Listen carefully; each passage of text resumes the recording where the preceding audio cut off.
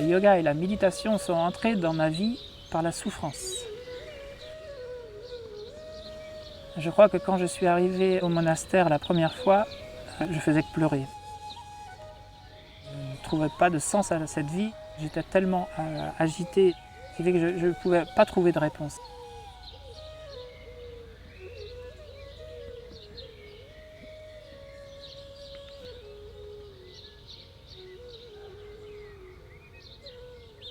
La première chose qu'on m'a enseigné, c'est quand tu manges, tu manges, quand tu bois, tu bois, quand tu marches, tu marches.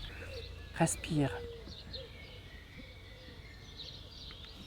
C'est d'être vraiment ici et là, maintenant, ce qui n'est pas facile du tout parce qu'on est toujours projeté dans le futur ou alors coincé dans son passé. Ça a été une révélation. Ça a été vraiment une révélation parce qu'au bout d'une semaine, j'ai arrêté l'alcool, j'ai arrêté les cigarettes, la drogue.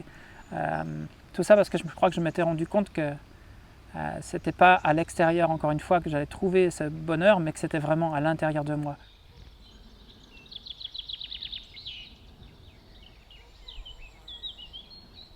J'ai découvert dans ces ashrams et dans ces monastères des outils pour aller mieux dans la vie. Des outils simples, qui sont efficaces et qui sont faciles à mettre en pratique. L'avantage du yoga, c'est qu'il passe par le corps, donc ça rend les choses beaucoup plus faciles que de rester assis sur un coussin pendant des heures.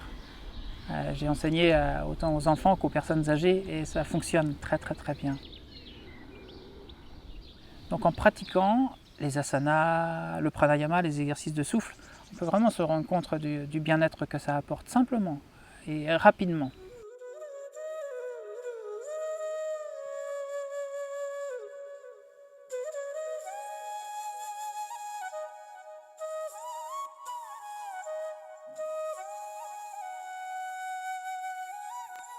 Et puis ensuite, la méditation, l'assise.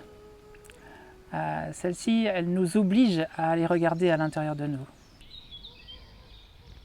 C'est pas toujours facile d'être avec soi-même, mais c'est peut-être nécessaire pour comprendre un peu notre esprit, ou au moins arriver à ne pas se laisser submerger par les émotions, tout ce qui survient de notre esprit, ce petit singe qui se promène. Un petit peu comme mon maître, il disait que la pulpe du jus de pomme descend. Et quand la pulpe d'un jus de pomme agité descend, on y voit plus clair. C'est un peu la même chose chez nous. Si on se pose, alors on va pouvoir découvrir qu'à l'intérieur de nous, il y a un calme qui est là, il y a une paix qui est là.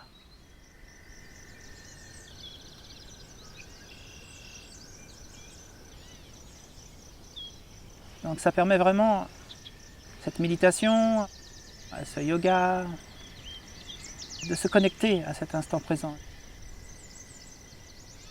Et ce que j'ai aimé aussi, c'était cette approche un peu hindouiste. C'est-à-dire que j'étais plongé dans un monastère bouddhiste et après je suis allé dans un ashram hindouiste. Et de voir qu'il y avait d'autres formes, que des messages étaient différents, mais que la direction était la même. Qu'ils parlaient tous de la même chose, mais avec des termes différents. Et c'est pour ça qu'ensuite j'ai continué à pratiquer avec un moine zen Soto, un japonais, ensuite à pratiquer dans la tradition birmane, dans les vipassanas, ou d'aller voir Ama, d'écouter des enseignements d'Ashan Brahm, des moines Theravada, d'écouter Muji, d'écouter d'autres saints, d'autres sages, d'autres guides. Et c'est ça qui m'a aussi permis de me reconnecter avec la religion aussi catholique, de pouvoir servir avec les catholiques. Donc c'est de se rendre compte qu'il y a de multiples formes, mais que toutes ces formes ont une même direction. La direction de cette transformation, de paix, de non-violence. De